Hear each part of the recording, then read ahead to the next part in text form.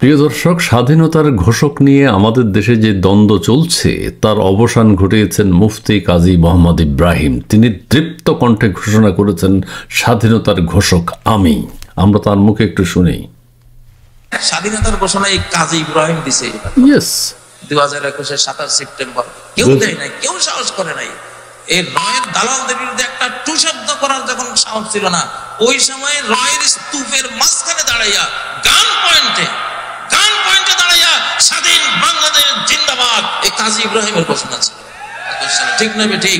রমুক্ত বাংলাদেশ জিন্দাবাদ গান ঘোষণা ছিল। বাপরে বাপ, কাজী মোহাম্মদ ইব্রাহিম সত্যিই তো 2021 সালের 27 সেপ্টেম্বর ওনাকে যখন গ্রেপ্তার করে তখন রয়ের সামনে দাঁড়িয়ে উনি বলেছিলেন স্বাধীন বাংলাদেশ। যাক, একটা সমস্যার বিশাল সমাধান হয়ে গেল।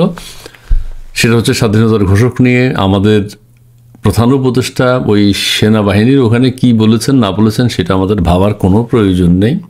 54 বছর পরে উনি কি তথ্য দিয়েছেন কাজী মোহাম্মদ ইব্রাহিমের কাছে এগুলো পাত্তাই পাবে না। সো আমরা স্বাধীনতার প্রকৃত ঘোষক কাজী মোহাম্মদ ইব্রাহিমকে ধরে নেব। আমাদের স্বাধীনতার ঘোষক পরিবর্তন হবে, এটাই স্বাভাবিক। 24-এর স্বাধীনতার ঘোষক হলো নাহিদ ইসলাম, আগামীতে আবার কি হয় সেটিই দেখার বিষয়। প্রিয় দর্শক, কাজী মোহাম্মদ ইব্রাহিম জিন্দাবাদ।